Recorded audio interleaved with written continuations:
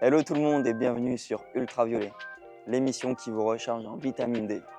Moi c'est Louis et je suis là pour faire découvrir des artistes talentueux dans des interviews exclusives. Let's go!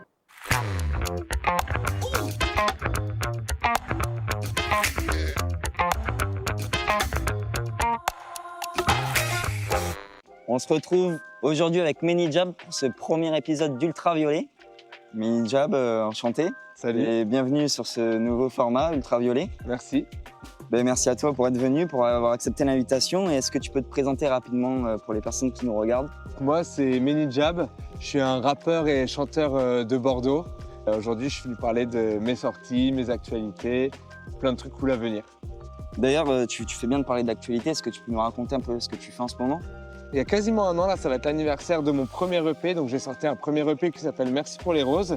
C'est un EP sur lequel j'ai tourné pendant une année. Et là, j'ai sorti mon premier single depuis ce premier EP il y a un mois qui s'appelle Reste encore.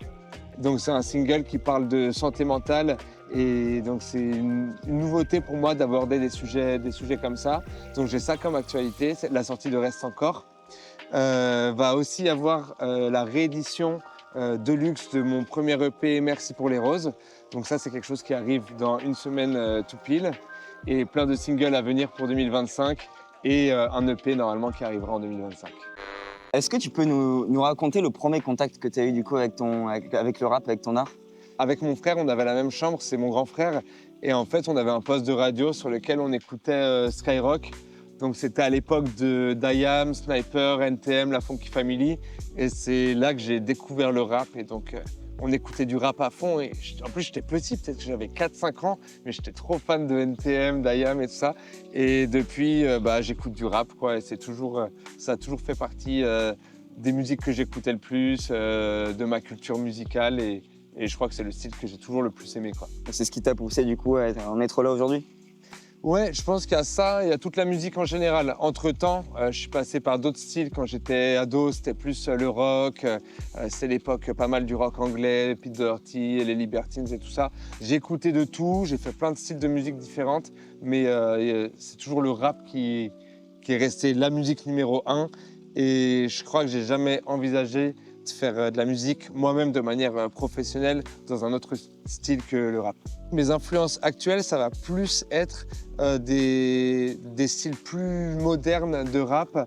Dans les très très connus, on va avoir du DC's, même du Orelsan. En vrai, enfin, j'aime beaucoup le Orelsan et en particulier le Orelsan des albums un peu d'avant. Ouais. Donc voilà. Et puis il y a beaucoup d'autres styles de musique. En fait, moi j'écoute de tout. J'écoute pas mal de chansons françaises. J'écoute encore beaucoup de rock, de la chanson anglaise aussi, et de la musique classique, de la musique de film. Vraiment, j'écoute. Ouais, tu t'inspires de tout. Ouais, c'est tout ça en fait qui fait que aujourd'hui j'ai un style qui est très inspiré du rap, mais qui est quand même vachement hybride, qui navigue entre plein de styles différents. Il y a de la pop, il y a de l'électro. Voilà, il y a plein de choses. On a une question qu'on aime bien poser à nos invités. Ouais. C'est est-ce que tu pourrais donner un conseil à la jeunesse? Alors, à la jeunesse qui fait de la musique, je dirais comme conseil, accrochez-vous, c'est long, faut être patient, faut bosser, faut kiffer surtout pendant qu'on bosse parce que vu que c'est long, si on kiffe pas, c'est difficile de tenir sur la longueur. Et à la jeunesse, en dehors du domaine de la musique, kiffez ce que vous faites. Faites vraiment ce que vous avez envie de faire et pas ce qu'on vous dit de faire.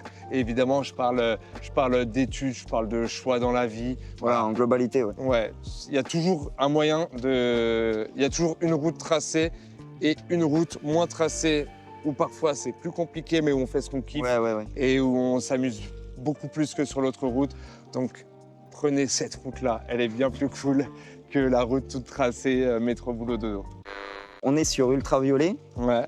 Donc, est-ce que ça te dit de faire une petite séance d'UV? C'est parti, je me mets dans le vent. Ça. Vas-y, jingle.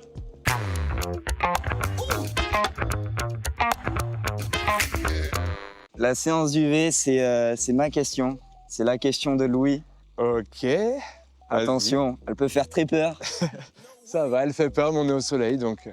Est-ce que tu peux nous dévoiler quelque chose d'exclusif, un secret que tu n'as jamais dévoilé sur les médias? Ok. J'ai des conneries qui me passent en tête. Quelque chose que vraiment j'ai jamais dévoilé sur les médias.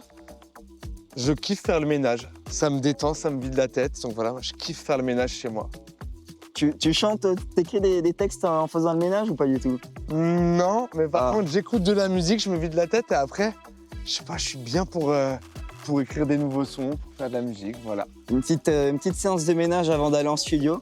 Franchement, pourquoi pas? Et puis, honnêtement, là, tu voulais quelque chose d'original, je pense que c'est original. Ouais, Ça se trouve, il y en a plein et on le dit pas, mais voilà. Le défi est relevé. Et tu m'as donné une idée, écrire un son en faisant le ménage, pourquoi pas un jour. Tu nous ferais une petite dédicace? Dédicacé. Franchement, ouais, dédicace ultra. Allez. Dédicace Carpe Coy. Deal. Allez. Franchement, allez. Allez, on se retrouve pour l'Ultraviolet Show.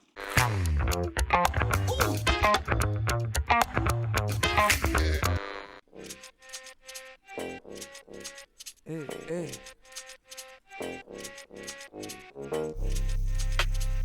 Est-ce que ça va, Marmande? Lundi matin, début de semaine, comme envie de me baffer. Raconter mon week-end devant la machine à café. Je suis dans les visiteurs, ouais, je comprends pas mon époque. Non, bientôt c'est 18h, ouais, c'est l'heure de l'afterwork. Ouh, les apéros sont de plus en plus longs et les réveils sont de plus en plus durs. Plus ça va, plus j'y vais à reculons. Je me dis que ce sera sûrement mieux dans le futur. Mais j'ai mon cours de crossfit à la fin de la journée pour me décharger. On me gueule dessus et je profite même si je finis à 2 doigts de gerber. 1 heure par jour bloqué dans les bouchons. Poto, je t'avoue, ça rend chaud. Mago demande pour quand je rentre, je suis ronchon. Je lui prends la tête pour pas grand chose. Chérie, tu sais, je fais tout ça pour les gosses, mais je les vois peu pour être honnête. Demain, j'irai les chercher à l'école, mais j'ai peur de pas les reconnaître. Quand j'étais petit, je voulais être artiste, devenir une idole.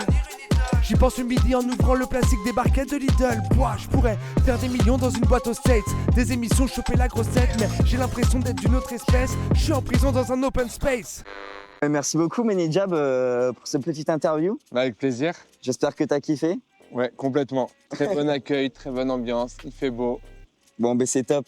Merci beaucoup aussi pour le show que t'as fait. Avec plaisir, j'ai kiffé. Merci Carpe Merci Coy, à Valentin. merci Louis. Merci à Valentin de nous avoir proposé cette interview. Et puis, rendez-vous dans un prochain épisode de Ultraviolet. C'était Louis et Menijab. Ciao. À bientôt.